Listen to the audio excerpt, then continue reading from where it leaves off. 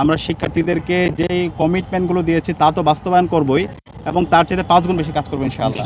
এবং যৌথ নির্বাচনে এখানে কেউ জয় অথবা পরাজয় হয়নি, এর মাধ্যমে শিক্ষার্থীরা বিজয় হয়েছে, জগন্নাথ বিশ্ববিদ্যালয়ের শিক্ষার্থীরা বিজয় হয়েছে। আমরা যারা নির্বাচন করেছি আমরা প্রত্যেকেই জুলাইয়ের সহযোদ্ধা।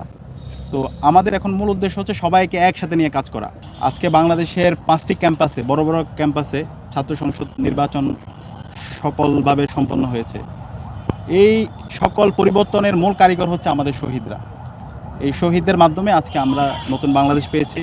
শহীদদের মাধ্যমেই আমাদের ক্যাম্পাসগুলো ছাত্রলীগের সন্ত্রাসীদের যে এক একটা কনসেন্ট্রেশন ক্যাম্প ছিল, সেই ক্যাম্পাসগুলো আজকে স্বাধীন হয়েছে এবং প্রতিটি ক্যাম্পাসে আজকে মত প্রকাশের স্বাধীনতা শিক্ষার্থীরা পেয়েছে। শিক্ষার্থীরা নিজেদের মধ্যে আইডিয়ার প্রতিযোগিতা করছে এবং সর্বশেষ আমাদের এই সুস্থভাবে আমাদের নির্বাচনগুলো সম্পন্ন হয়েছে। তো এই সকল কাজের আমরা ক্রেডিটগুলো আমাদের শহীদদেরকে দিতে চাই।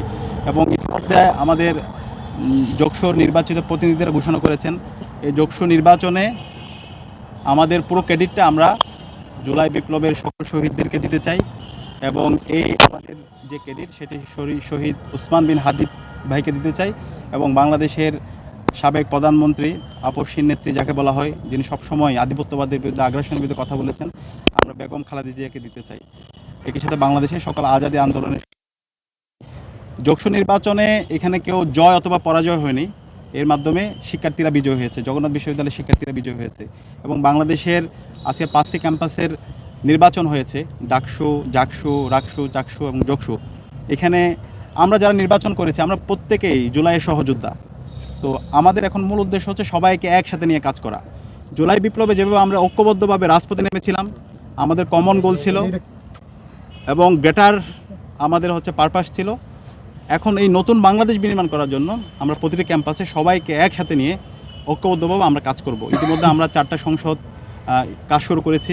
শিক্ষার্থীরা ইতিমধ্যে প্রতিটি ক্যাম্পাসে দৃশ্যমান পরিবর্তন দেখতে পেয়েছে এবং ইনশাআল্লাহ আমরা কথা দিচ্ছি আমরা শিক্ষার্থীদেরকে যেই কমিটমেন্টগুলো দিয়েছি তা তো বাস্তবায়ন করবই এবং তার চেয়ে 5 গুণ বেশি কাজ করবো ইনশাআল্লাহ।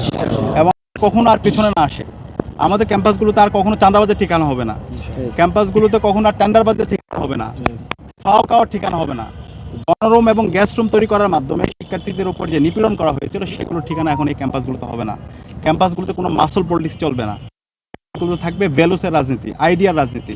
তো ইতিমধ্যে আমরা দেখতে পাচ্ছি সকল ছাত্র সংগঠনগুলো সেই প্রতিযোগিতা শুরু করেছে এবং আমরা আশা করছি ঢাকা বিশ্ববিদ্যালয় কেন্দ্রীয় ছাত্র সংসদ আমরা ঐক্যবদ্ধ আমরা আমাদের কাজগুলো করবো ইনশাআল্লাহ।